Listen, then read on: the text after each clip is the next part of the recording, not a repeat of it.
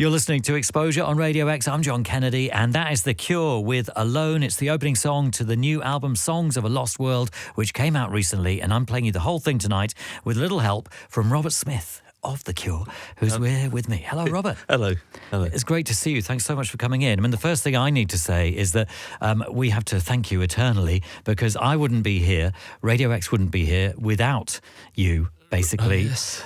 Without starting XFM back hard, in the hard day. to imagine that this is the... This is what it's turned into, Robert. Yeah, it wasn't quite like this when it started. No, it's quite different. But the great thing is that we're all still around and we're still playing the music on the radio. So Alone was our first taste of this new record. And for hardcore Cure fans, it would have been the first taste that they would have heard live quite a few times, because you played it in 2022, I understand. Yes. Through 2022 and 2023, we the opening show, actually, we started with Alone, and we opened with it for the rest of the shows, about 90 shows, I think. Right. And also closed with Endsong, and then gradually introduced... our intention was to actually introduce all the album songs through the course of the 2 years of touring, and then release it, because it just seemed like around sort of on its head kind of way to do it. But we never quite managed to get... There was too many songs. I could never finish the songs whilst we were actually playing live in order to introduce them into the set. So I think we ended up playing about 6 or 7 new songs, but only 5 of them are on the album. So. Right. And what stage of completion did they have to be included into the set? Well, I finished Alone and Endsong the first, because I've said before that I need to know what the beginning and end songs are on an album. Although it's not always been the case. I was thinking about it after I'd said it, and it wasn't really true. We did an album called Wish in the 90s, and I actually wrote the end song called End about a week before we had to wrap the session, because I knew we didn't have an end song, but it didn't stop. I knew we had lots of other good songs. So, so with this one, when we were in rehearsals, there were only, I think, 3 or 4 songs that I was happy with the lyrics, and I'd sung the vocals, and I was kind of like felt it was a proper song. But it was interesting playing new stuff, which was new to us as well as to an audience, because you were able to gauge a reaction. So I was kind of confident that Cure fans were going to like what we were doing, because I sort of knew. What I was taken aback by was like the response of people who aren't really Cure fans to what we've done, which is, I couldn't have imagined that there would be so much love out there for the bands. There is an awful lot of love for The Cure.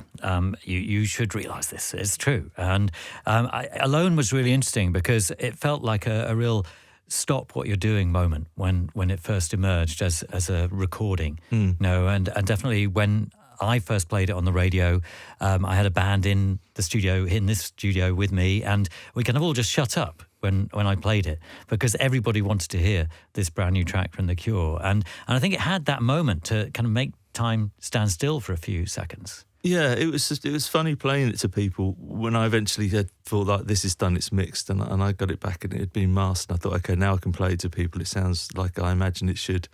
And it's funny how many people thought it was an instrumental, because it kind of creeps past 2 minutes, then past 3 minutes, and people are sort of like looking at me thinking, you're really bringing out an instrumental album? Because I'd said it's going to be an instrumental album. So, it was very gratifying, actually, the response to the opening track, because the first time in 15 years we've been signed to a label, and they listened to it, and they were saying, really, in essence, what's the single? And I'm like, well, there is no single. That's kind of like self-evident. But I don't mind if, so which songs should we promote the album with? And I said, well, just play the opening song, because that's, people know it, Cure fans know it, and it's like it gives you an indication of what the album's going to be like. It kind of sets you up. You either want to hear more or you don't. And to me, that was like the obvious track to go with. And I was genuinely astonished at the reaction to it, that it's made it into like Songs of the Year polls and things. I mean, I'm not being funny. It really has surprised me, because it's just one of those things. I've experienced it a couple of times over the decades with the band, that when the moment feels right, we walk into it and suddenly it's right, and everyone's like, whoa, The Cure, Other times I think we do equally good stuff, but the moment, it just isn't the right time, and we don't really make as many waves, which it used to bother me as a younger artist, but now I'm kind of like at the other end of what I'm doing. It doesn't. It just is. It's really nice. It's just really gratifying when people kind of respond to something that you've spent a lot of time and effort on. It's good. Yeah, completely. And it seems, it's been 16 years since the last record, but so much has gone on with The Cure in that time. I mean, you've celebrated 40th anniversary, you played at Glastonbury, you played that big show at Hyde Park. So, I think that many people have a strong idea of who The Cure are. You're so established in our minds. And so when you put out something new, it really is an important moment. And I think actually it's benefited us if it was like part of a grand design, not to release anything for 16 years. It's actually the expectation. I mean, the downside is the expectation is phenomenally high. It's like you're going to put something out, it better be really good. Otherwise, why bother? But it's also... people have kind of, like we've been playing pretty much every year over the last 15 years. So there is that sense of community that's developed. Like we've made a lot of new fans, I suppose. In that time, we played a lot of festivals, which is a good way of going out and kind of playing new music to a wider world. And I don't think it's really harmed us at all not having new songs, because to non-Cure fans, particularly at festivals, they're kind of experiencing the songs for the first time anyway. And in our live show, we play for quite a long time, and we do throw in stuff. Over the course of a tour, we play more than 100 songs, so you're never quite sure what you're going to get. And so we've played songs for the first time ever in 22 and 23 that are in the catalogue that are years and years old, but we've never actually played them on stage. So there's never really been a need for new songs. I've never really felt, you need some new songs in the show. It's I've enjoyed 15 years of just being in a band that goes around the world and plays music. It's actually been one of my favourite periods of being in the band. And just in 2019, for a number of reasons, I felt like I wanted us to do something new. I wanted to do something new, and that was that's where it all started in 2019. Yeah. Was Alone started then? Did you write Alone then? The demos that were... So we used all my demos, which is the first time we've done that in, I can't even think back, at least 25, 30 years. I just wanted an album that had a voice, and I felt that the demos that I'd done that I was really enjoying seemed to kind of, the ones that I loved seemed to fit together, fall together. And so the Alone was written quite a while back. I mean, it was probably 2016, something like that. A lot of the big songs were written in response to things that happened to me. The ones that have really stuck with me, they were actually musical responses to which I tend to respond to traumatic events by writing music rather than writing words. And so Alone was one of those songs. And I kind of felt when I wrote it, it was a special song. I felt the same about And Nothing Is Forever, and I felt the same about Endsong. In fact, I felt the same about pretty much all of them, and that was the point, because I wasn't trying to write a new album. When I was doing a demo and I thought, that's really good, I kind of put it to one side and marked it and thought, and even 3 years later, I'd come back to it, I'd listen to it, I think, yeah, that's still, I like that. I ended up with about 35, 36 demos that we worked on in the studio. Some fell away, and we ended up recording about 25 in total, I think. Right. Yeah, we've got there's 32 unreleased songs at the moment sitting in my house. Wow, amazing. Well, we'll get back to that, I think. When you demo, how do you do it? I mean, what stage of evolution do you take a song? I used to be much more concerned about every kick drum beat and every hi-hat and stuff. There was a period when I went through, I think because of technology, you kind of just become obsessed with what you can do rather than... And sometimes that gets in the way. So looking back, I realised that when it comes in bursts, and when I'm actually doing demos, I always do an idea 1 and I get it out of the way, and then idea 2 is always the best thing I do on the night. Always. It's a weird thing. It's like with vocal takes. Vocal take 3 is always the best vocal take. Anything before it, you're kind of like, you're finding your feet. Anything after it, you kind of run out of puff, sort of thing, or mentally, emotionally. So I tend to just... enjoy myself when I'm doing demos. I don't really think of it as like, now I'm going to do a demo. I play a lot of music at home just for enjoyment. And sometimes I think, oh, that's a good idea, so I start recording it. And if I'm in the right mood, I get drawn into developing it. Or sometimes I'll come back to something, I'll put a Post-it note on the computer and say, this... I used to name demos as well, but it's... I realised that influenced me too much when I came to write words, and sometimes the working titles would put me off from writing about what I actually thought the music was about. But so now I just, for the past 15 years, I just date them very, very occasionally. I'll write a cryptic note about what it. But I usually know what the bigger pieces, the more emotional pieces. I kind of know by the date what I've been responding to, even if it's just a few months after the event.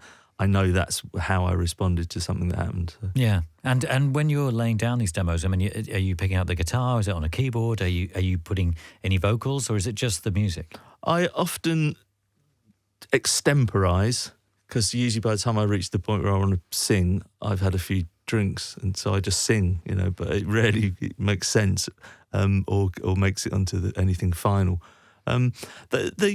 They vary, really. The bigger songs I tend to write on a keyboard. I tend on a piano or just on a string machine. And the slightly more upbeat, in Cure world, upbeat's anything more than 100 BPM. You usually start with a bass or a guitar, and they're my three primary instruments. I don't really rely on loops and stuff like that, or samples and things. I get the basic idea, so it's kind of old-fashioned in that way, because I'm always striving for an interplay of at least two instruments, and usually three, and then I start worrying about the tempo and the beat and all the rest of the stuff that goes into writing a song. But I always just want an emotional response from what I write, unless I think this is a catchy idea. But those days are kind of gone a little bit. Although I have written a really catchy pop song, which I'm struggling to figure out how I'm going to. I think I might have to release it having been up in town all day. And the amount of times I've heard Last Christmas, I think I just need to stick some Christmas words on it and get it out there. Right, could be for next Crying Christmas. out to hear a different Christmas song. Yeah, definitely.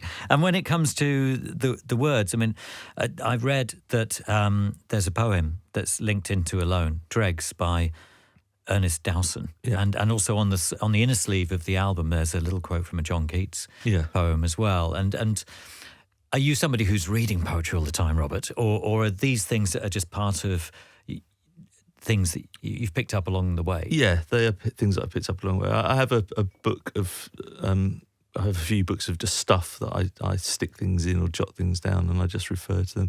And in there are various select pieces of poetry or prose that I find inspirational. I rarely use them in such a blatant way, but with Dregs, I was trying to get. I knew what I wanted to say in Alone, because it was very much about the end of another night, and having spent a night in revelry kind of thing with other people, and then it tails off, and you are left with nothing. That feeling of there is a horrible aching nothingness about the end of a night. Not always, but often. And I just wanted to get that and kind of magnify it and make it somehow like more. And I thought, someone's done this. I know, and it was in the back of my mind. And it was that poem. So I rifled through all the various like notebooks, and I found the poem, and I thought, yeah. And so I changed it enough, I think. I was inspired by it rather than just like lifting it wholesale. But yeah, the essence of the lyric is already in that poem. But that's true of pretty much everything I write. It's been written before. I mean, there are only a smallish number of things which inspire me to write emotional songs, and it's all pretty much been written before. The Keats quote was just it just as I've grown older, it resonates more and more, and that's true actually of a lot of the poetry which I thought I understood when I was younger. I didn't really get it as I've grown older, and which is funny because a lot of it was written by people who died young. Yeah, I was going to say. I mean, Keats died really young. So, yeah, but I think it's one of those things. I do buy into the idea of old souls, because it's. I think that I was a lot older than I was when I was young, in a funny way. I think I've kind of stayed at the same old age, and I'm now just about meeting up with it. And Nothing Is Forever is the second song on the album. And you mentioned when you're demoing, you're using various different instruments. I mean, there's a certain string sound on this album that sounds like it could be strings. But I'm also kind of thinking, is it keyboard? Is it synthesizer? No. And so with it, and Nothing Is Forever, what's the instrumentation on this? There were enough demos with string part. I went through a period where I was writing kind of string quartet-y sort of parts. We did quite a few songs on the Wild Mood Swings album in the mid-90s, which had a string quartet, and I was I'd been asked to do a remaster of it, and I was getting together some of the stuff that would go along with it as an extra kind of accompanying pieces. And we had quite a lot of unused stuff with the string quartet. I thought that's really lovely. Some of the stuff, just like voice, string quartet, and a bit of percussion. It's really actually quite a different setting for some of the songs. And I thought maybe I should approach this album with that mindset. And so I did go through a period of writing string parts for a lot of the demos, actually. But this one actually started with the string part, and then I added stuff into it. So I think that's why it stayed the course, because it was actually built around a string motif. We were going to bring a string quartet in, and then I thought actually what I like about it is because there's an instrument called a mellotron, and it's not a real mellotron, it's a sample of a mellotron, which is kind of a 60s, 70s sort of like psychedelic-y kind of instrument, and that runs all the way through the album, and it's sort of like glue in the keyboard sonic world of the album. It's kind of there whenever there's keyboards, it's sort of there somewhere or thereabouts. And so I thought if I turn this into real strings, this song is going to sound very odd. I'm going to have to put real strings on something else, which I didn't want to do. So it was actually, it would be nice in some ways to have done it as a proper string piece and get someone to kind of score it properly. But then you're moving away, I think, from what, it was almost supposed to be, because it was a lost world. For me, it was bad string samples. The trouble is, even bad string samples nowadays are really good.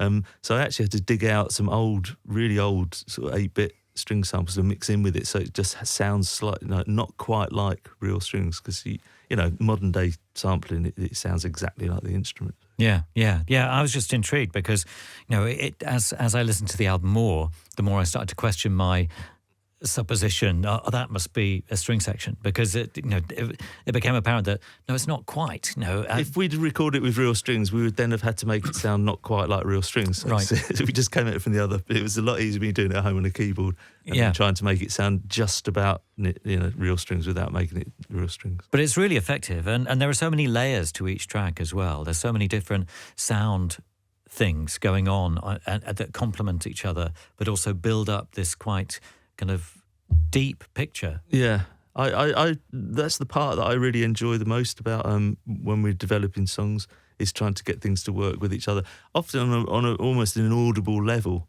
I really love mixing our stuff, but I'm not very good at it. And I realise that when I've mixed things in the past, that I can hear things and I want them to be subtle, and they reach the point where they become inaudible, but I kind of know they're there, and then I play it, and maybe a year later I listen to something and I think, I completely mixed that out. So I worked alongside Paul Corkett, who's been doing our live sound for the last decade, and he, every time things dropped down to an audible level, he would kind of nudge me and it would go back up a bit. So I think that it works better, actually, the production, because of that. There are things that they are subtle, but that you kind of hear what they're doing. Whereas in the past, I think I've filled tracks up with stuff that you're never quite sure what it's doing. And so it turns into a bit of a mush. Whereas this it's layered, which is a very big difference. Yeah. Well, it works really, really well. And Nothing Is Forever was another song that you'd played live a few times. In terms of recording these songs, having played them live, did that help? Did it mean you had a different kind of approach to them, or were you happier with what you had done before you then took them to the stage? Pretty much with all of them, they stayed. The backing track stayed as though, well, the drums weren't redone. The original drums, and I sang kind of la la la and made up vocals in the studio, and a lot of the guitar stayed real. But I think Simon redid pretty much, certainly on the ones we played live, Simon redid those bass lines because once he became more comfortable with them, or just like they became more part of him.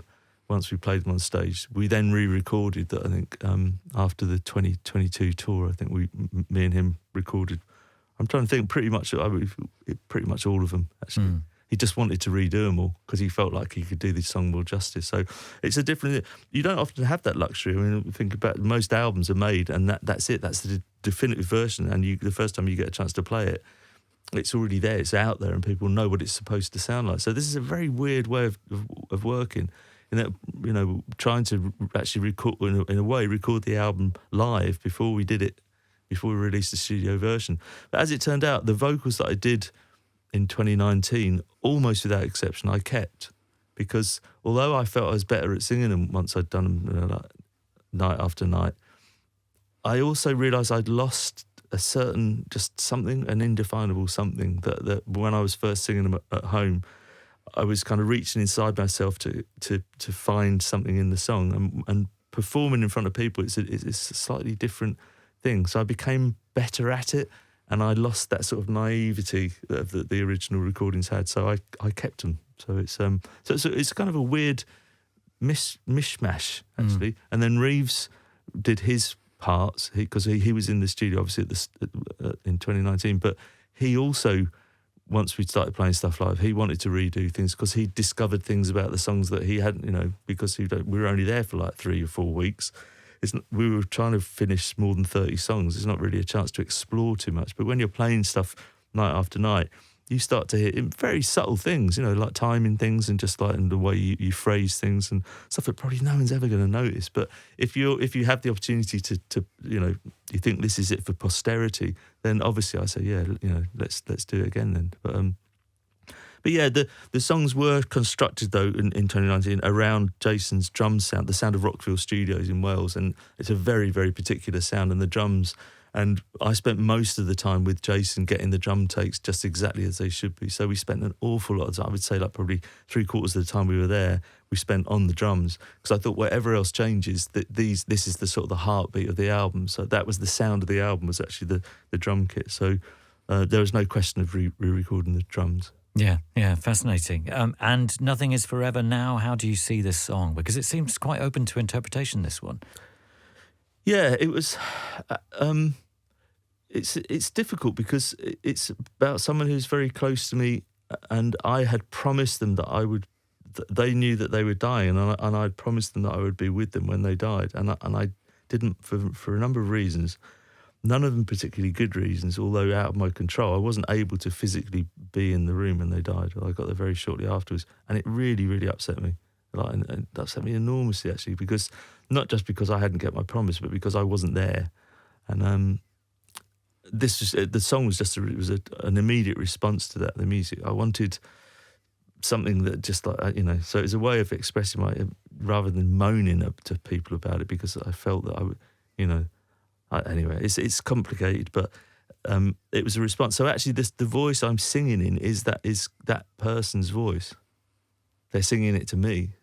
So it's not quite what it seems when I sing it. The first person isn't really me, so I'm singing from their perspective, it was difficult. And I think that's probably the song that I didn't want to redo, because it was very raw when I did it.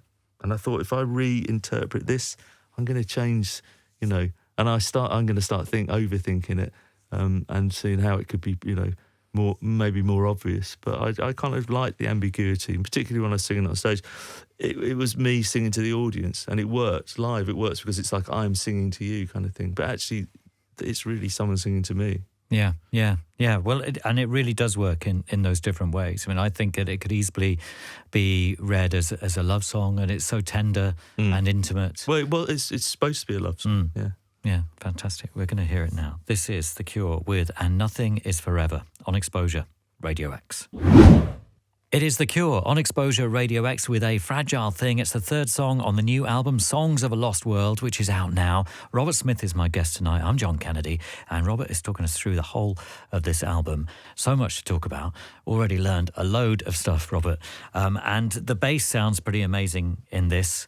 You were saying that Simon re-recorded his bass, and that Reeves wanted to record his guitar parts as well. And on this song and on the next song, the guitar really kind of stands out. And I was wondering what kind of impact Reeves had on the band, because this is the first album that he would have been part of the recording outfit. But he's been in the band for 12 years, is it? Yeah, he played his first shows as a band member in 2012. So he has waited a long time to be on a Cure album. Who's thinking it's never going to happen?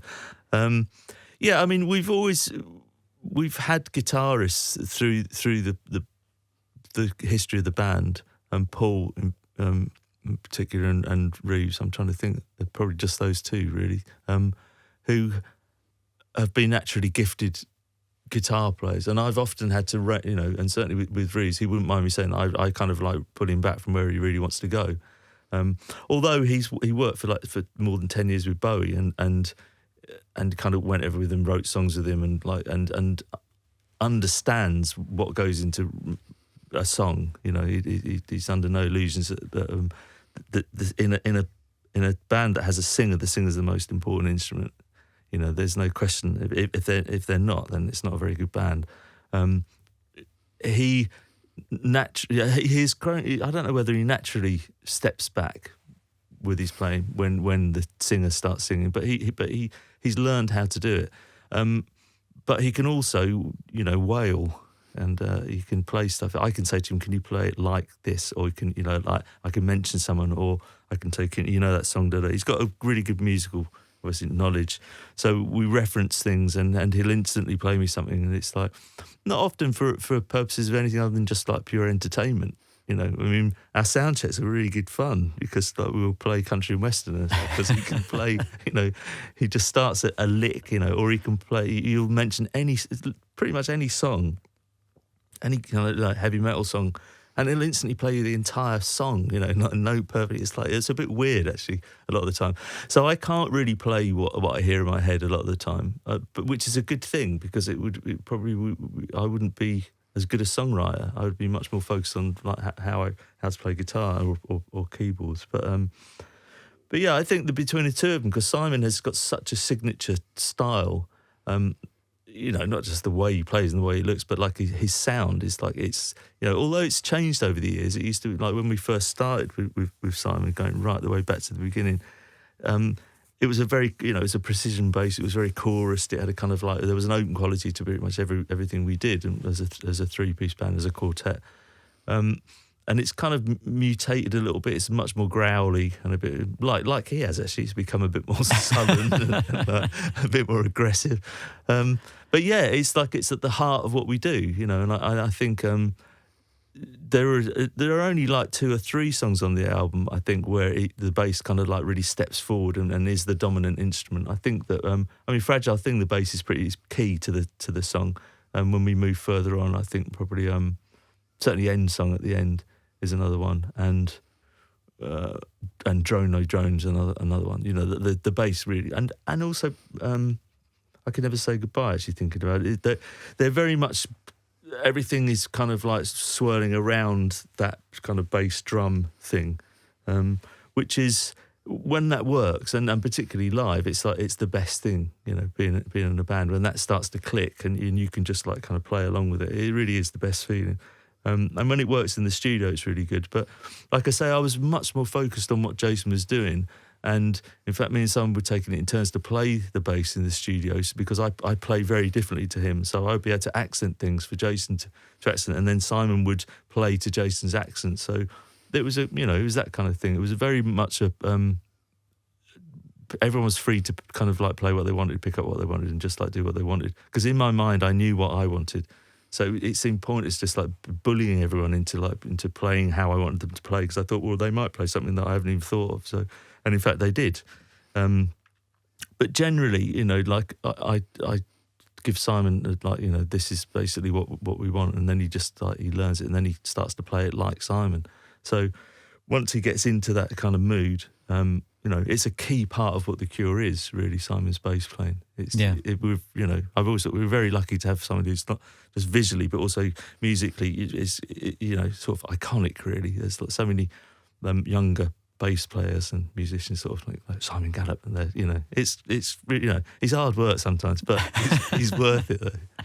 And obviously live, he's a very visual player. He prowls the stage. Yes. And kind of adds a dynamism to the band. Yeah, we'd be very static and not as exciting without Simon. Yeah, but it's moodying around the stage. You're always wondering exactly what's going to happen, which is good. It's like it takes me back when we did the show in London, the Troxy show a few weeks back, and we did a little section of 17 seconds songs from the 1980 album, and it was the anniversary of 1979 was the first time me and Simon got on a stage together. It was almost to the day that we'd played to get together for the first time. So I said, "Oh, come on, let's just do let's do a little mini set. And it felt like we'd gone back in time. We were looking at each other thinking, oh, you know, neither of us can believe that we're still here.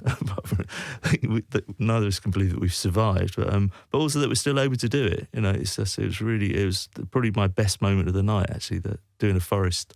When it kicked in, it was like, you know, I could remember, you know, if there's any question as to like why am I still doing it, it's like the moments like that, I think this is why I'm still doing it. So. Yeah. I guess, I mean, maybe that night at the Troxy, because you were presenting the new album, Songs of Lost World in full, in order, you know, maybe there was a pressure on that and doing that for the first time. So maybe by the time you got through to the second half of the set, you could relax and enjoy yourself. It was exactly that. Yeah, I mean, the first hour was very intense, and we were very aware of getting, you know, let's not get it too wrong, rather than we normally approach it. Let's see how great we can be.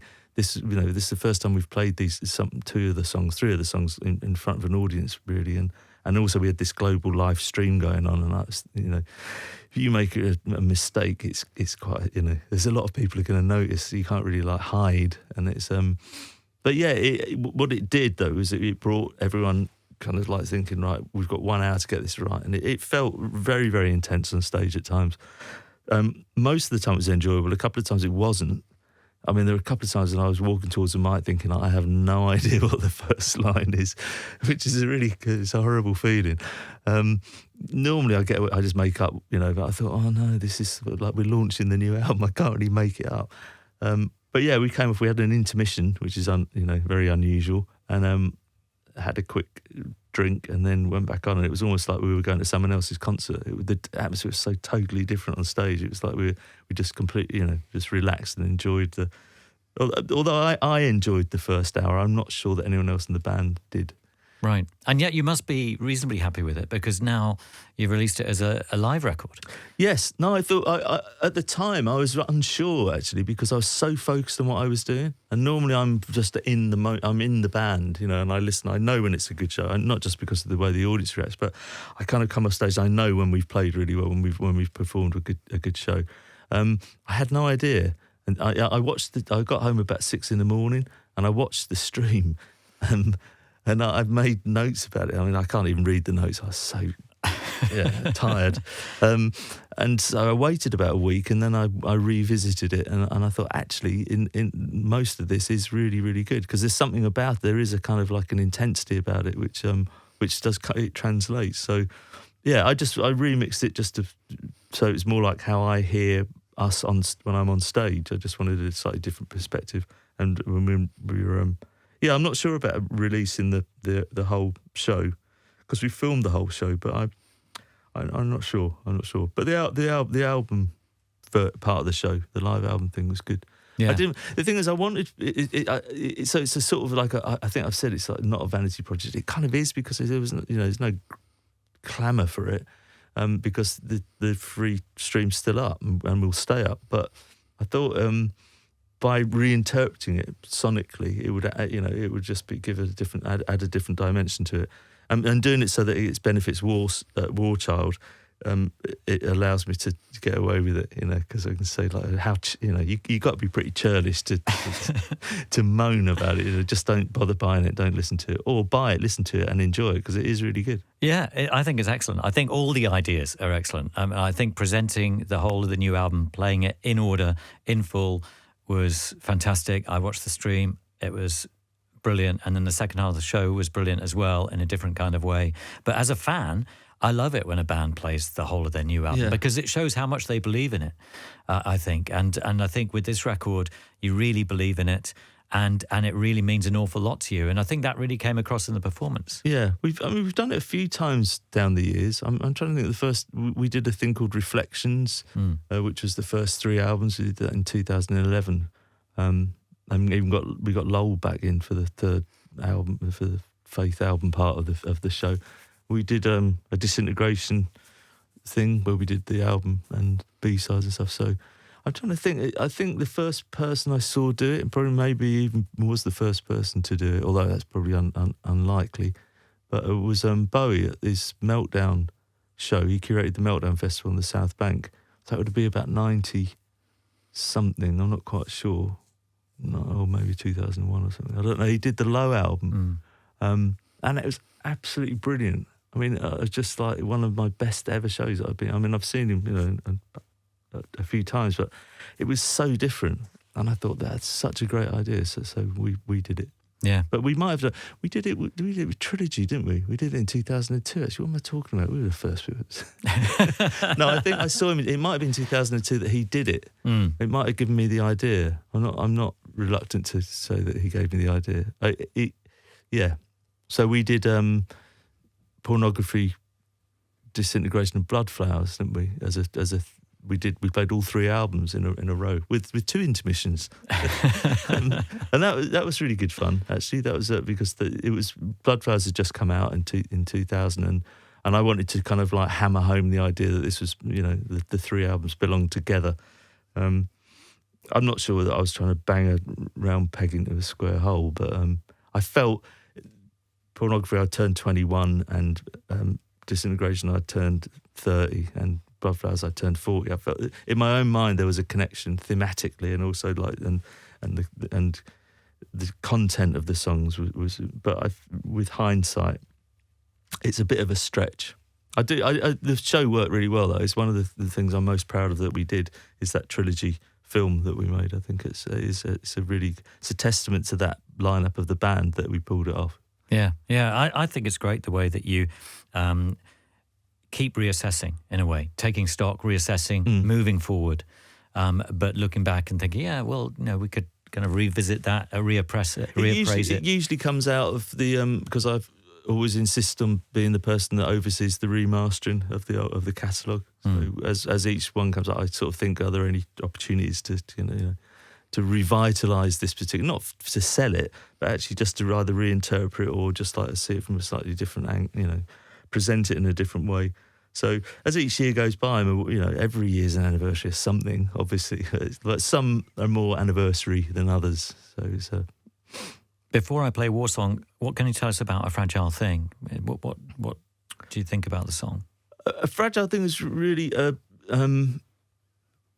was me admitting to myself, which I do, but I admit to myself publicly that I'm often not the person that I should be, and also I suppose in a wider sense it kind of addresses the idea that I refuse to regret anything, particularly things that I haven't done. I think it's the worst form of regret. I mean, there are always regrets about things you have done, things you've said, you think, I could have done better. Things you haven't done are often the things the worst kind of regrets to have. Bespeaks the dissatisfaction with the choice that you made. But there's always a trade-off with every, particularly big choices that you make, like knowing that what you decide at this moment is going to have an impact not just on you but on people around you. And there have been times when, in order to pursue my career with the band, to be the artist, I suppose, that I wanted to be when I was young, I've sacrificed. I mean, this isn't a woe is me thing because I haven't sacrificed anything compared to most people. And I've ended up in a great place. But there have been times when I have felt that I am possibly giving up an alternative life where I could be happy to be this singer, this person who's Robert Smith in The Cure. And it's really, the song kind of addresses that, not in an overt way. I think it's kind of, for me, it's implicit in there. The idea that I go on stage and sing about love, but I'm not very loving, that kind of thing. It's just that. It's how we cope as humans, I think, with choices that we make, that we kind of sometimes they are selfish choices, and we try and dress them up as unselfish choices. But it's accepting that some of the choices you make, I suppose, necessarily have to be selfish. I think if you second guess other people's happiness at the expense of your own, you rarely achieve anyone's happiness. So but sometimes it's difficult. It was more looking back at things that I've done, really, than I'm changed beyond recognition. I'm so much more loving now than I used to be. So much less selfish. No, I mean, you have to be a kind of, it's a weird job. I never think of it as a job, but I'm actually getting on stage and singing to people, or even singing and recording your voice and expecting people to listen to it. It's something, I mean, you're sitting behind a mic. I mean, there is something slightly bewildering about it from time to time. If you overthink it, it becomes a bit sort of distressing, actually. But when you're doing it, you don't question it. They're sitting there just waffling on into a mic. It kind of becomes a second nature. And yet when I get home, I'll be like, oh my God, what am I thinking of? Yeah, it's an interesting, wasn't it? Some people accuse me of, oh, you love the sound of your own voice. That's why you're doing what you do. But it isn't necessarily the case. I mean, it's more that you want to communicate something. And similarly with singing, that's you're trying to communicate. And it's another form of communication. But I must say, I mean, I personally feel with this record and watching that performance of the Choxy, your voice sounds fantastic these days. And it just seems to communicate so well. Yeah, I'm lucky. I'm fortunate to have the genes that I have, because it's simply that. I mean, like I was alluding to earlier, I've really not paid great attention to longevity in my own personal life up until about the age of 50. I mean, I was astonished that I got to 50. And then I started to think I'd probably like to get to 60. And so I started to moderate a bit. And then you turn 60, and really every year is a bit of it's a bit of a bonus for me. So I suppose as a consequence of that, my voice has held up probably a lot longer than I thought. I gave up smoking. It was the most important thing I did, really. I turned 40 and I thought, I'm never smoking again. And I haven't. And I think that's really pretty much, along with a few other things, that's the thing that's allowed me to continue doing what I do. I really do, but having said that, there are people who I know who are singers who do look after themselves, and their voices go. It's just one of the things. My voice will go at some point. It's just, but like I said recently, my dad was, would sing every day into his 90s. So he was, he would say to me, just like, keep singing. He'd always say that to me, just keep singing until people tell you to stop. That's great. A Fragile Thing is followed by Warsong. And when I first saw the title, and then when you see it performed live and you listen to it, it has such a kind of warlike feel to it in some ways. There's a lot of noise in here. And again, we were talking about layers before, how there are kind of layers of what are potentially war noise within this. And it did make me wonder, is this a political song? But at the same time, it seems very personal. And it would be rare for The Cure to do a political song. It was originally a political song. It was a response to pretty much what goes on, in particular America, I suppose, if I'm being honest. It was the sense that if you have someone there who's like kind of like feels a bit belligerent, that the waves are enormous that go, and hit me along with everybody else, and you're thinking like it's like why do we never learn anything?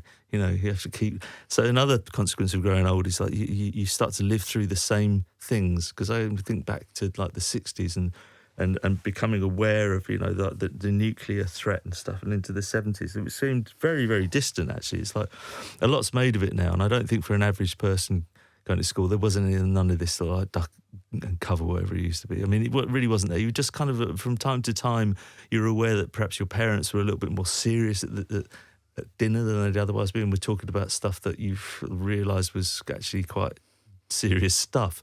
It never felt that real. You were always too obsessed with like listening to music or going out and playing football, whatever you were doing. So, but looking back, it was there, and it's there again. It's kind of, I think, why is this?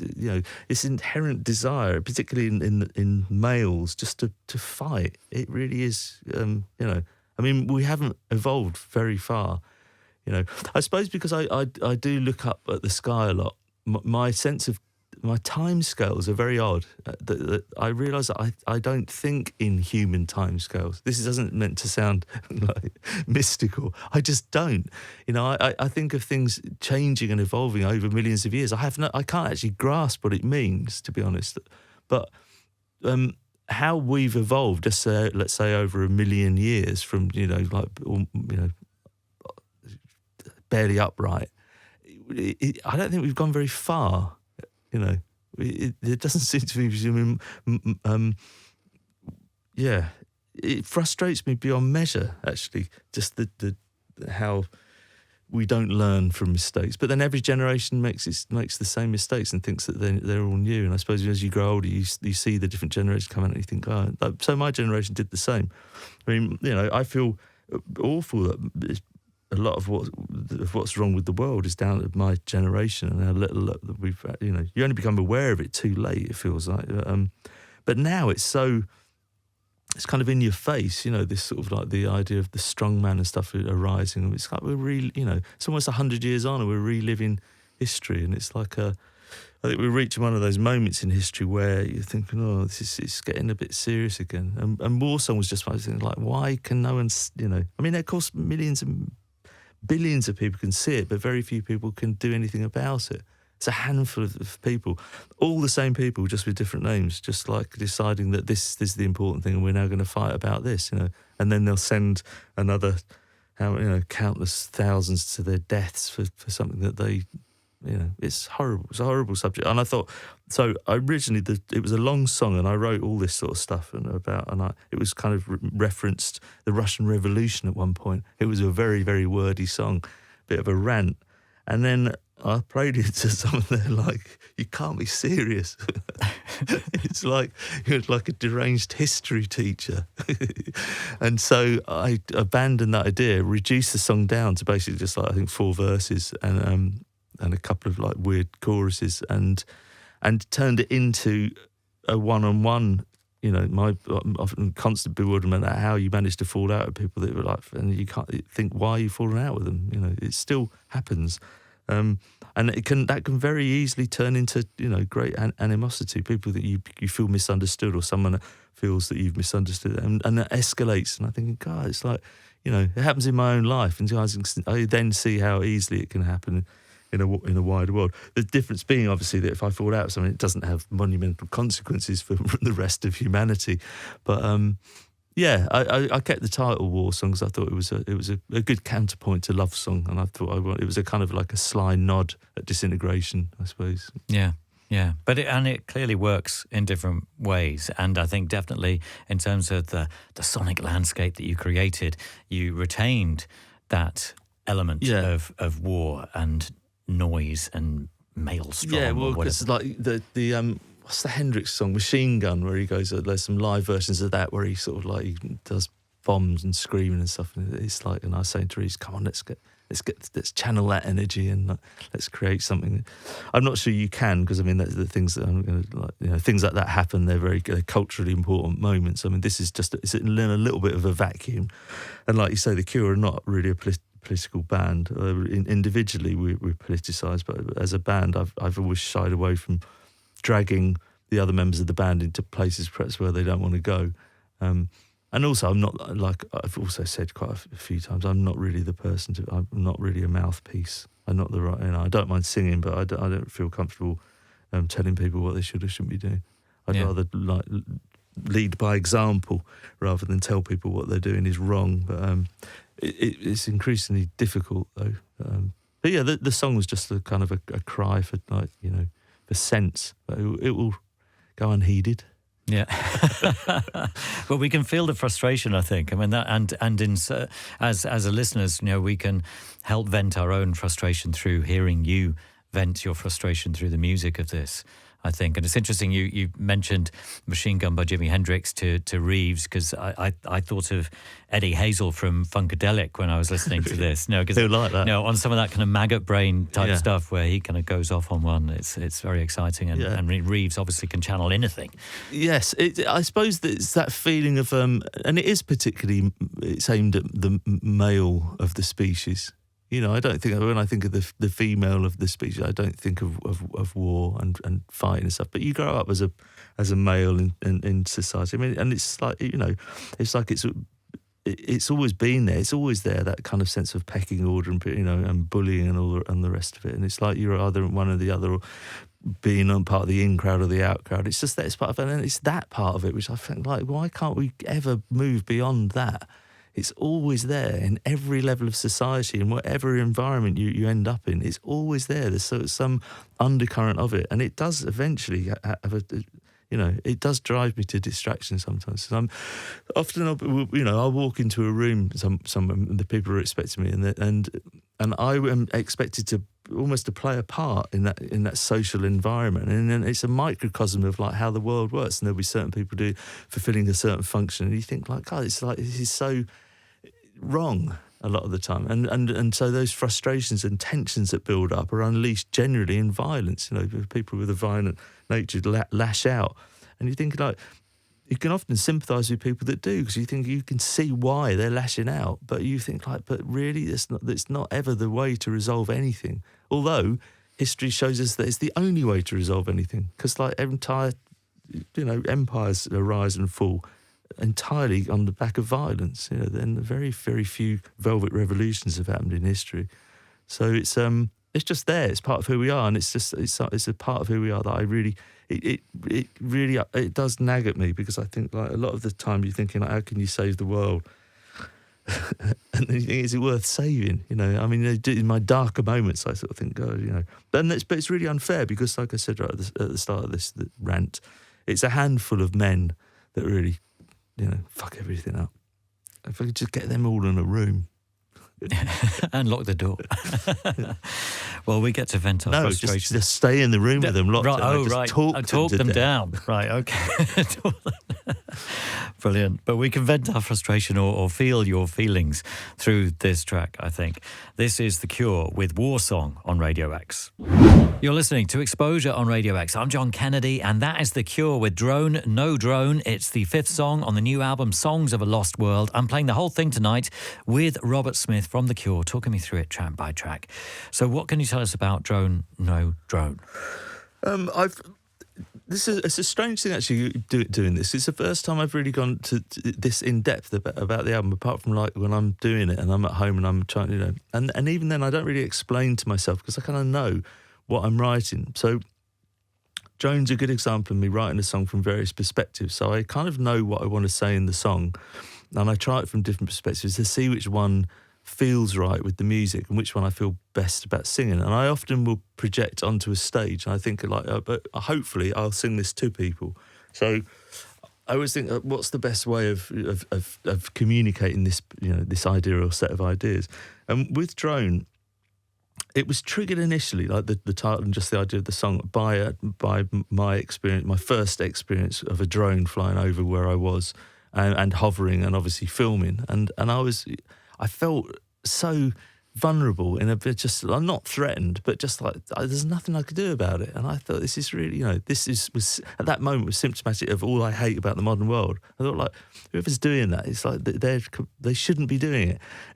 And I thought, so I wrote down my frustrations about it, and I thought actually the reason why I'm writing this down is actually more interesting than what I'm writing about, and it's like my response to the modern world. So I took that, and I thought, what I'm doing, I think, so this is the first time I've said this about this song, is I'm coming to terms with the end of what's been a very chaotic life in many respects, and it's that my, like, the way that I've kind of, the phrases I'm using in it are sort of a bit dumb, sort of throwaway kind of teenagey phrases, and it's done purposely, and that's because that's the sort of the natural response. I don't know, you know, and it's still part of me, that, you know, that refusal to take responsibility, although not a great part of me, thankfully, anymore.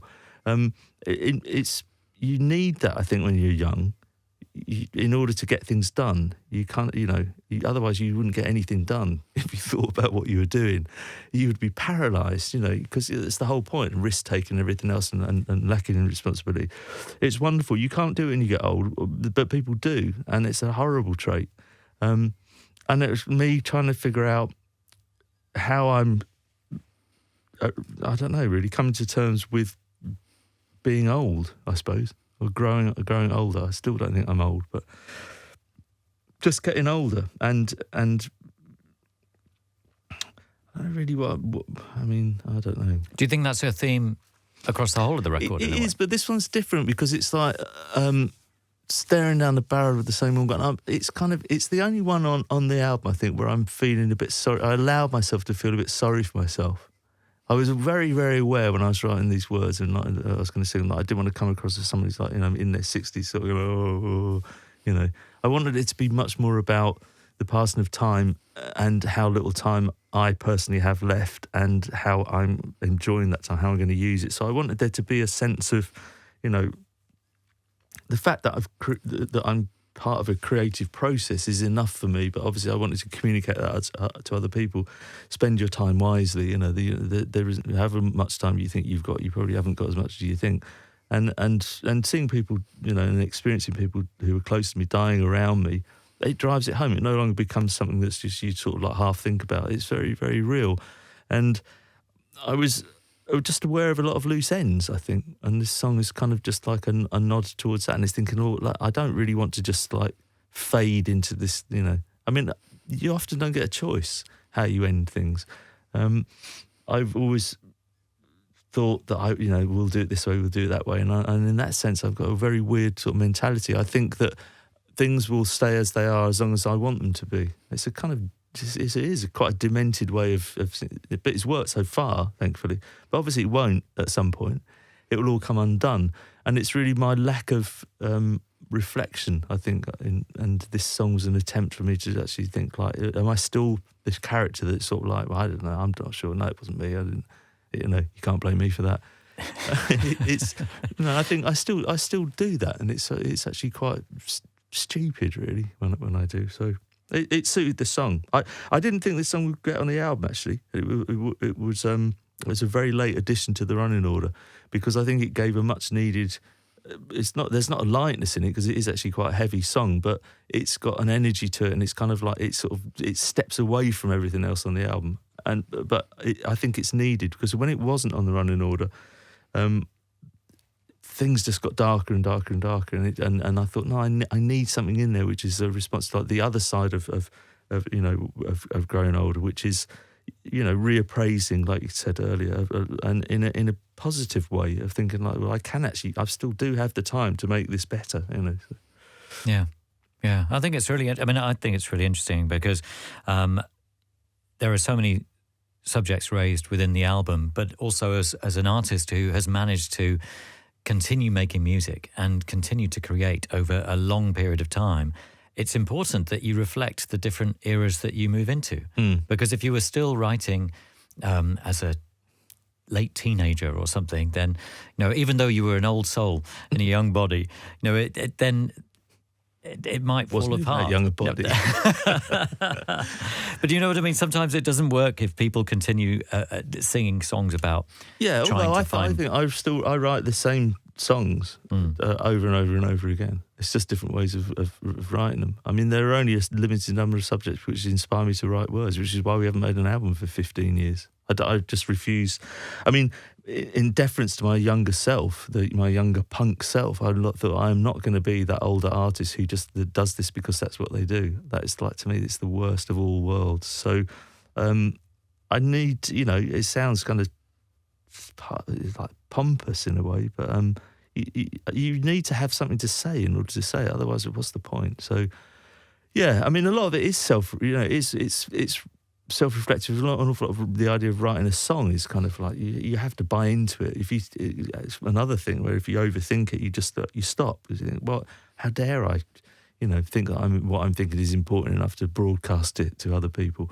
But then you end up in a position which you were just saying about just communicating, which essentially is all it is. You're communicating. I mean, I actually enjoy listening to people more than I do talking. You wouldn't believe it.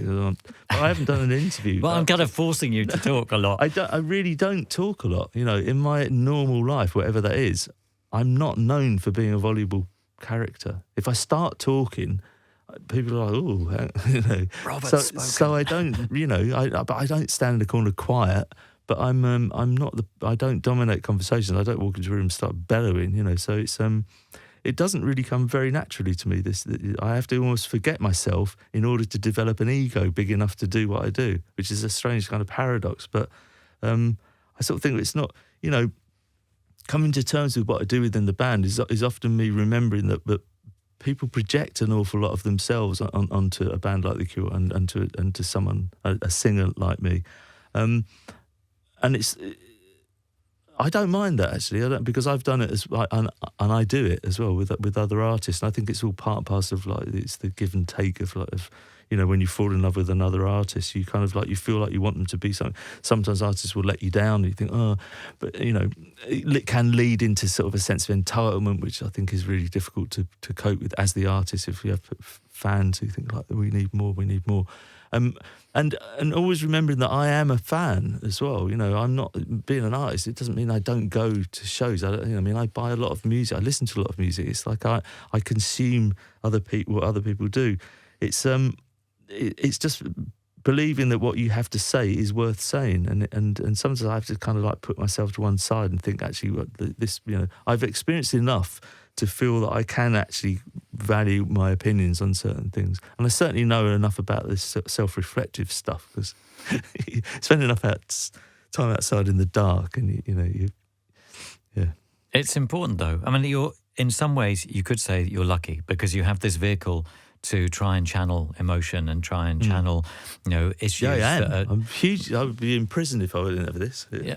Or in a nut house. You're not allowed to say that. I don't know what the an politically institution correct, but, for mentally challenged people. I don't know. Yeah. But I mean, the next song is "I Can Never Say Goodbye," and this is a very powerful and important statement for you to make for yourself, I would say.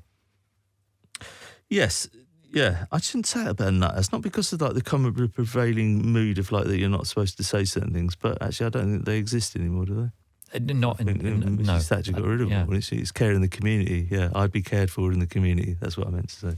It's not quite as good a punchline, but yeah, I Can Never Say Goodbye was a direct response to my brother dying, which was difficult to cope with, as I'm sure, you know. Again, I'm not the first person to have a sibling die, and will I be the last? And it's but whenever things, you know, particularly bereavement, when you're at the heart of you know, when you yourself are grieving, it's hard to believe that there is an outside world. You know, it's part of the process. You just and this is my way of coping with it. Really, was I wrote the music to it as usual, as a response. You know, I wanted something to sort of honour his death, and took a long time getting the words right. I went around the houses with this one as well, just to and actually ended up pretty much back where I started, which was just a narrative version of the last night I was with him. But I went everywhere with this song. I mean, this actually was like a hugely long song, because it's the kind of song that it's a bit like we did a song called Same Deep Water as You, and it has that sort of like cyclical thing. And there is a version that's about, I think it's 11 or 12 minutes long, which I sing about, I don't know, 50 or 60 lines. It's like, it's relentless. It's a kind of summing up of like my entire life with my brother. It's just a very, it's an odd thing to do, but looking back, I realised why I did it. I was just kind of like, it was almost like I was spewing it all out of myself.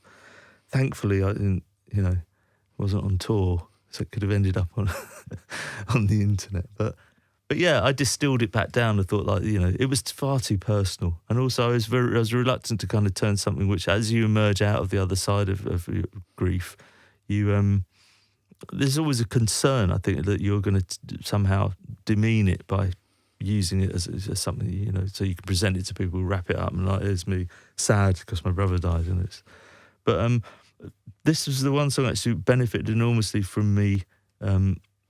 Not that it changed the studio recording, but actually when we played it live night after night, it really connected with people in the audience. It had probably the biggest response of people, so like after shows and messages I was getting, and people just talking to me about the songs.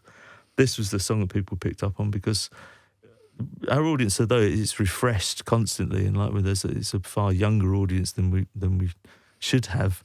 It's not a young audience. It is an enormous age range, but it's predominantly older now than it used to be. It has kind of grown older with us, but not at the same rate as like maybe people think it should have. Because I think we attract a certain type of person rather than a certain age of person. But obviously a large part of our audience is experiencing the same kind of things that we are, and the band's experiencing it as a band. And in a funny way, it's brought the band, for the first time in a long time, closer together, because we are experiencing similar things. And it's it's just again, it's just communicating that. I don't know for what good. I mean, have enjoyed in my life listening to other people. You know, I was thinking about Tea and Sympathy by Janice Ian at one point when I was writing this song. I thought that's like such a beautiful song. It's incredibly difficult to listen. I find it really difficult to listen to. I did when I was young. Now I almost can't listen to it. And I want to make those kinds of songs. You know, I want songs that like, but it's difficult, but it's worth listening to. You know, it's worth the effort, kind of thing. Yeah. I mean, I understand that your brother was a very important influence on you, you know, and a kind of inspirational figure in many ways. I mean, Yes. didn't he introduce you to loads of music? And Yeah, and also I suppose nowadays, like your mum and dad are your best mates. Apparently, I mean, when I was young, my mum and dad had no idea what I was called. I don't think that. I'd have been horrified if I'd have spoken to my mum and dad in any way other than like deferentially and with a certain trepidation. I mean, they represented something completely alien to me, and I think that's how it should be. And I have spoken. Yeah, my brother was 10 years older than me, and just kind of, and he came back from the India trail in. He went through college and then did the India thing and came back with dysentery and sort of late 60s. And yeah, I mean, pretty much everything for 5 years: books, music, other stuff. He took me to he let me get in the back of the Mini with him and like 4 of his friends and go to see 2001 for the first time in 1969. Things like that, it stuck with me. It changed me, enormously. I was just there as an observer in a completely and utter, a weird world, and so I got a sense of the 60s just really vicariously through him, just being allowed to tag along. At 9 years old, 10 years old. So my mum and dad had no idea what was going on. They didn't care. They were out. It's like, did he have musical ambitions? Was he musical? He played guitar, yeah, and he gave me my first guitar. Yeah, he was very, very supportive. I mean, whenever you're close, particularly with an older brother, I think we struggled a lot through a period of time. We were very, very close, and then we weren't. I think when the band started to get successful, I think it's true of, this is one of those things I was alluding to earlier with relationships and things, when it changes things, success and celebrity and so forth, it does change things, because these people almost want to drag you back into the person that you were, and they wouldn't do that if you weren't like becoming famous. And so there's a certain tension starts to develop with who they think you should be, and like you're above your station. If they only knew what you were really like, all that sort of stuff kind of creeps in. And we had quite a lot of protracted, like, rough patch actually with my brother. But yeah, we eventually sort of like we made up. He was never. I don't think he ever. He's got 3 lovely boys, and he was more of a family man. He wasn't cut out to be a musician. Yeah. But yeah, we used to go to Sunday night pub jams and stuff. He used to take me along, and then his friends he had a friend who was a really, really good guitarist. In fact, he gave me my first electric guitar. And he used to show me how to play certain things, and I used to plug into his amp on a Sunday night and play in the pub, play one song in the pub. It's like, oh my God. How old would you have been at that point? I was about 10 or 11 years old. Right, so that really is quite young. Yeah. I at that time, I wanted to be a footballer, though. Right. No intention of, What position did you play? I was left wing, actually. It's hard to believe. I was really fast when I was young. And also I'm right-footed, but I practiced relentlessly so that I could both write with my left hand and kick a ball as well with my left foot as I could with my right. And knowing, I suppose, that there are far fewer left-footed people who want to play football in a team. So I always got picked because no one really wanted to play left wing. So yeah, I was the one, used to cut inside. The joy of seeing the opposition fullback as I'd been playing with my left foot for the first 15 minutes and suddenly went on to my stronger right foot. But yeah, it was never quite good enough, unfortunately. What a cunning plan. Fantastic. And with the words on I Can Never Say Goodbye, I mean, you quote something wicked this way comes, and I wondered, when watching the Troxy show, there was a carousel in the background, and I wondered whether it connected to the Ray Bradbury novel, which is about a carousel. Yes, my brother gave me that book. Right. Right. So Wicked. We always used to. There were various characters in the book. He would always suggest to me that perhaps I should run away and join the circus. It's the tattooed man, or that sort of that weird sort of underworld. That he was always saying to me, it's there, even when you can't see it, it's there. The smell of smoke in the autumn wind and all that sort of stuff. It was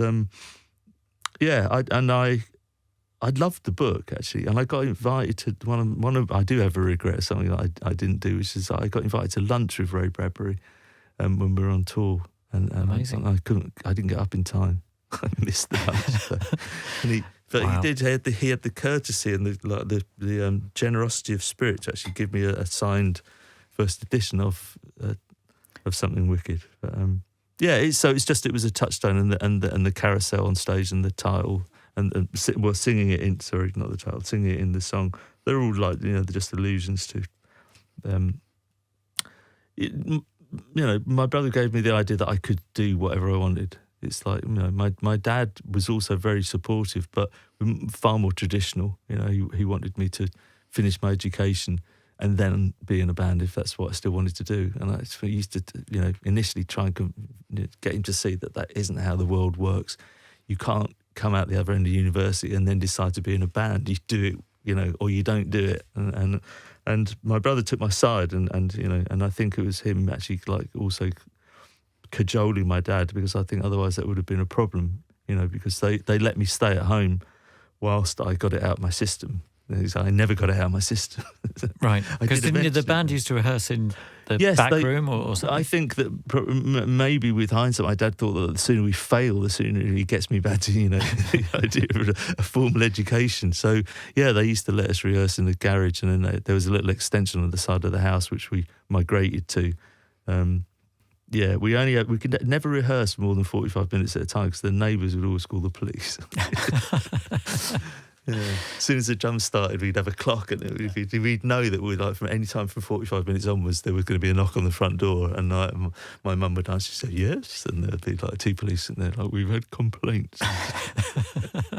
It's always on a Tuesday night. Wow, amazing. We're going to listen to the song now. This is The Cure with I Can Never Say Goodbye on Exposure Radio X. It is The Cure on Exposure Radio X. It is All I Ever Am. It's the seventh song on the new album, Songs of a Lost World. I'm John Kennedy, and Robert Smith from The Cure is my guest tonight, giving us some amazing insight into this new record.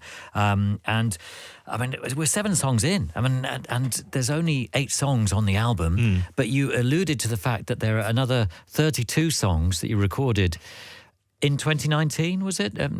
Over the period prior to 2019 as well. But in 2019, we recorded 24 songs for what was going to be a double album. And of those, 8 have come out. So, right. And so that means there's lots more to come. Is that right? There are another two 8-track albums if we wanted, but I think that the next one will be probably 10 songs. I'm finishing the next one. I just can't decide on the running order. I can't decide. It's always which ones fit together best. We always had about 15 songs left over from the 413 Dream sessions as well. So there's an awful lot of stuff that's unreleased.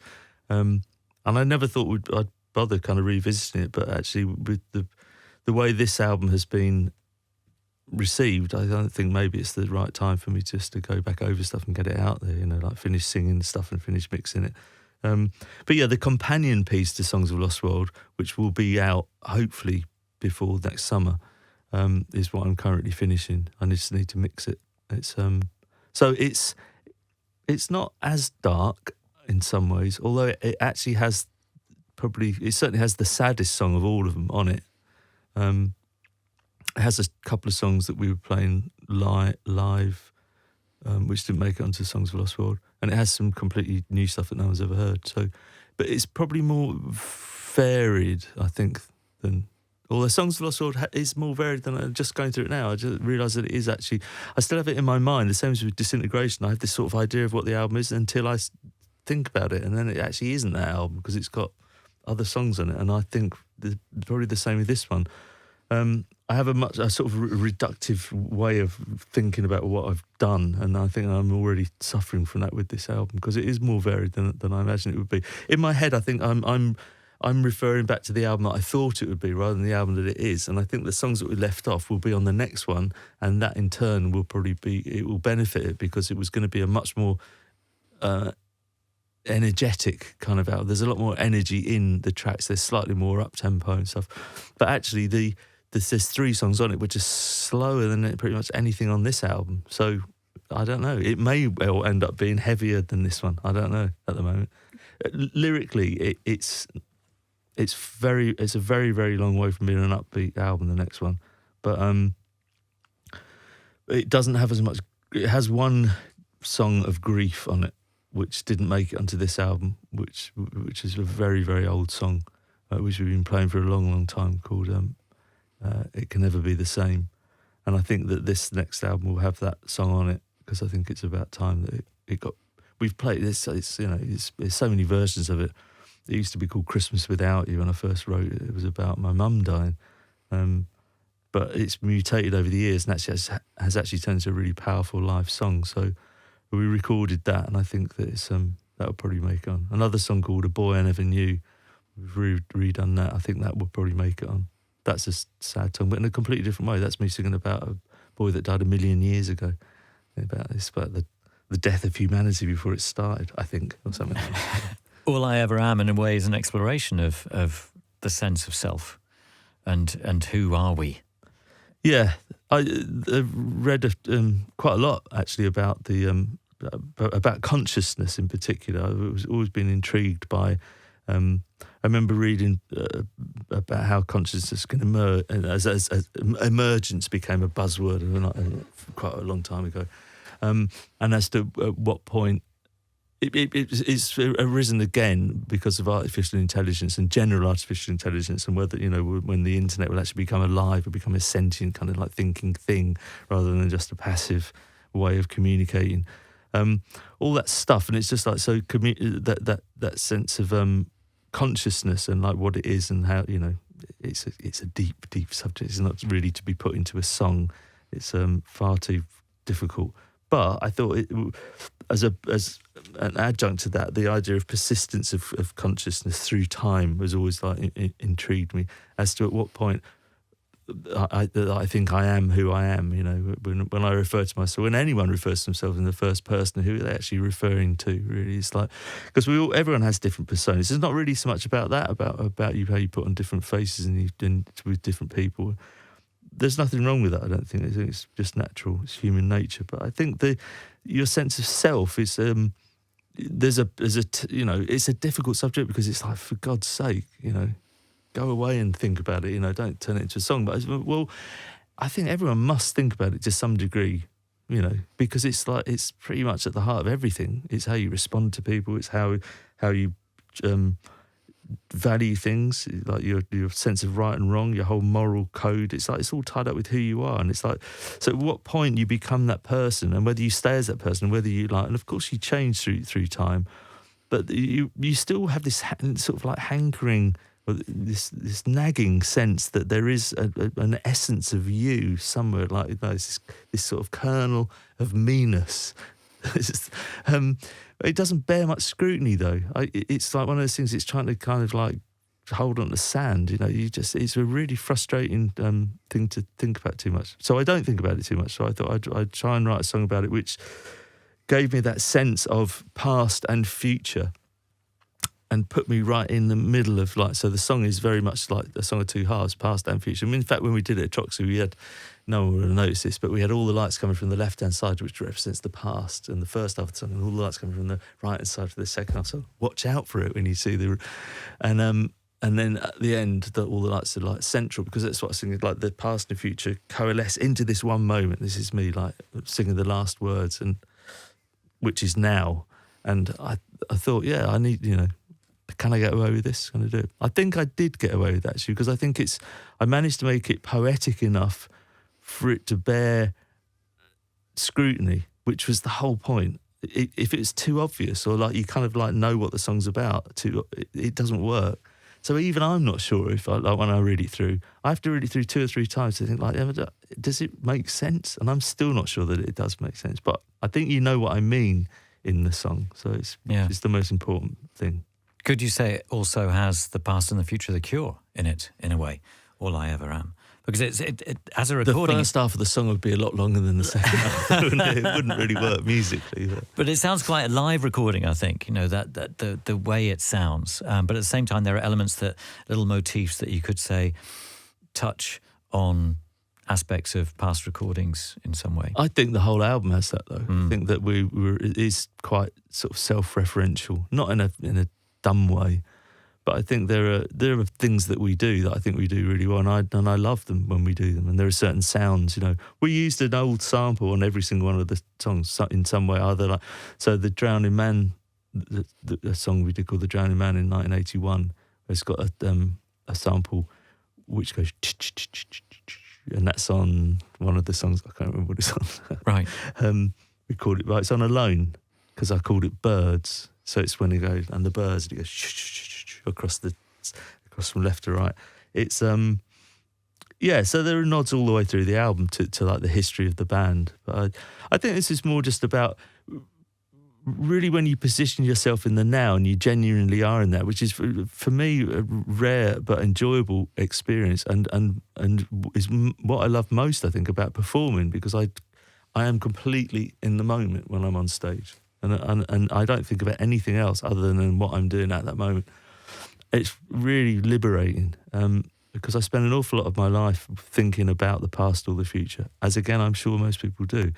Certainly the people that I talk to do, but at the expense of the now. And it was really that. I was positioning myself in this ever-changing moment, which is now. And it's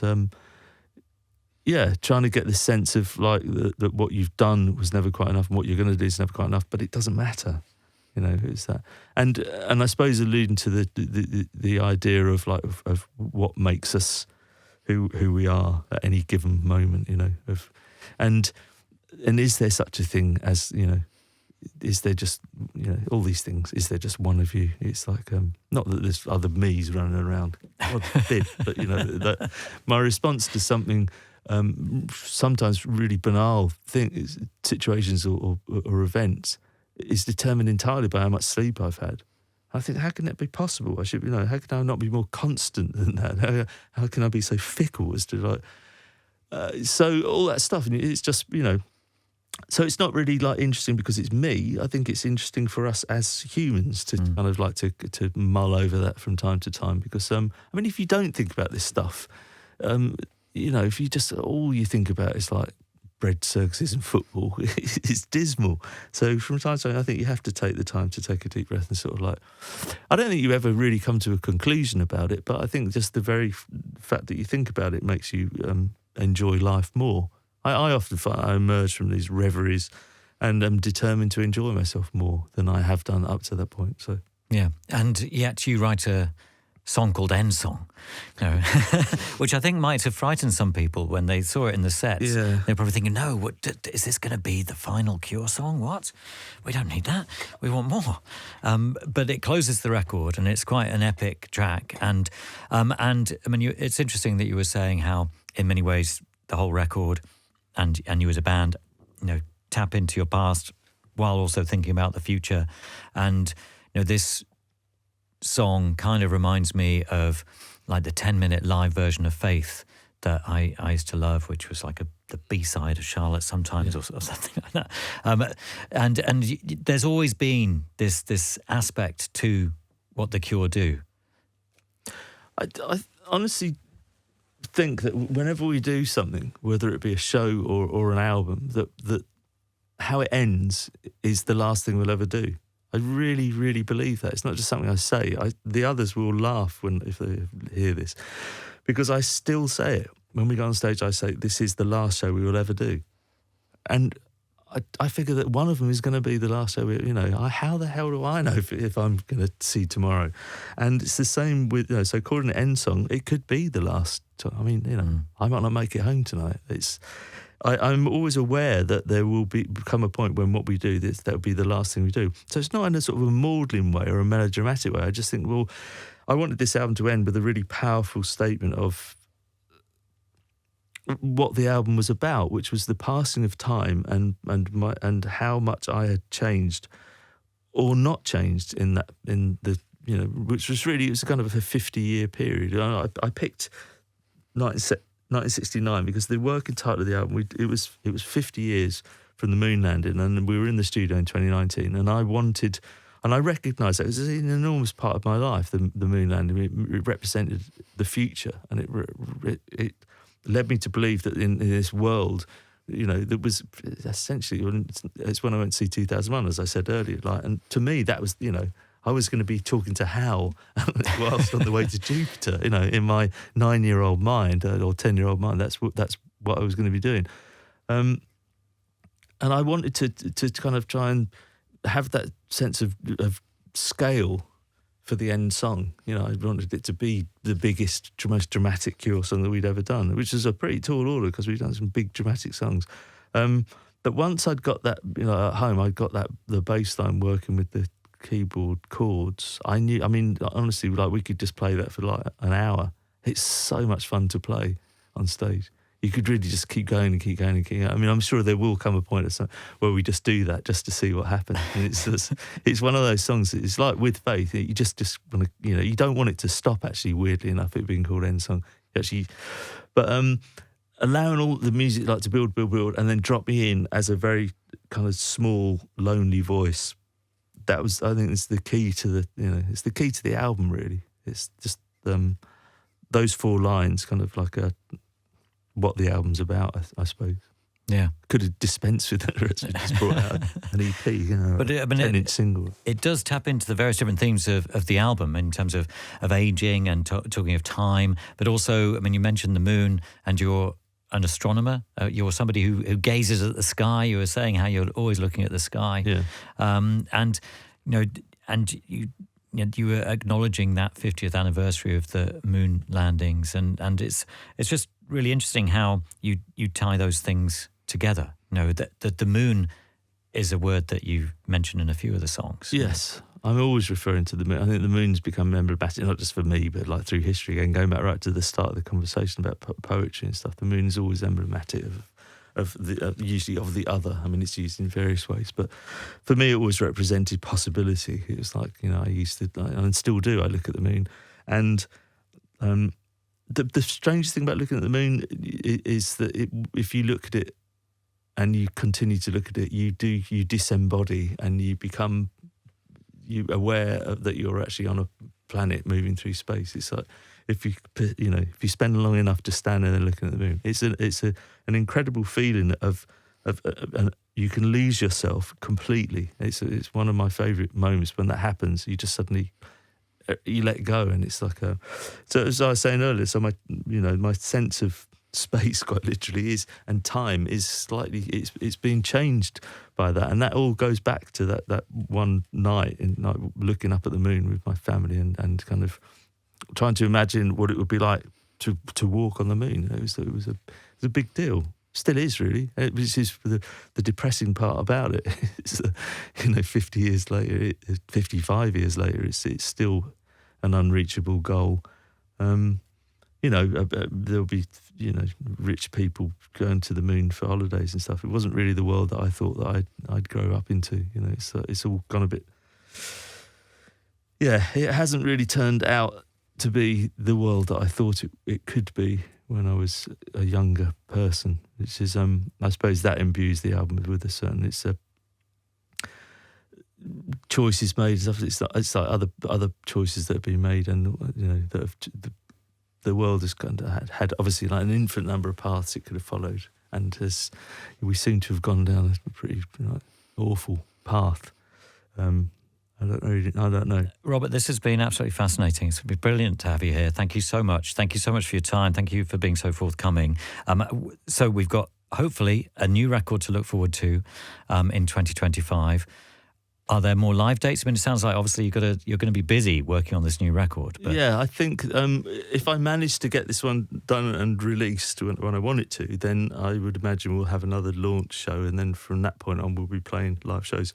But I have to kind of decide before the end of this year what we're going to be doing next year. So the pressure's on as to whether I think I have to say to myself I am going to do this. So that then, and so yes, the short answer is yes. I would love to play more shows. I'd love to go play around the world again. I think it's been so much fun the last few years of playing, and the idea of playing even more new songs is really good. Although that's scary actually to an audience, isn't it? We won't play that many songs. I don't know. You just add another hour onto the 3 hours you normally play. Yeah, I look forward to, I mean, if everyone is still upright and everyone wants to do it, then yeah, we'll go. I think the band has become like a band. I think that everyone has to want to do it this time around. I don't really want to just like force people to go out and play shows, but I think the mood in the band after the Trot show is such that I mean everyone wants to go out and play again. They're just kind of waiting on me, so it's kind of turned on its head a little bit. So yeah, and in the meantime we've got the live version of Songs of a Lost World, Songs of a Live World to enjoy with all the royalties for War Child.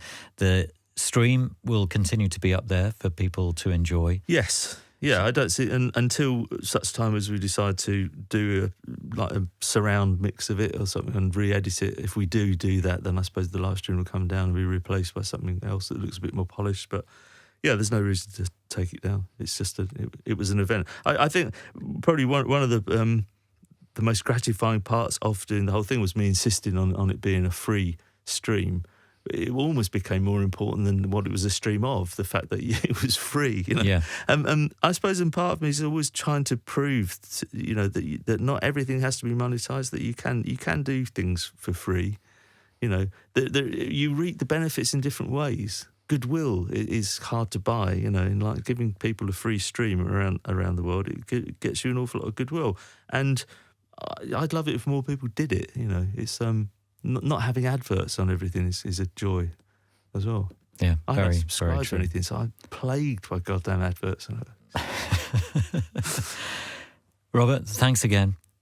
Thank you. I'm going to let you go off now into the night, and here is The Cure with Endsong on X-Posure, Radio X. Radio X.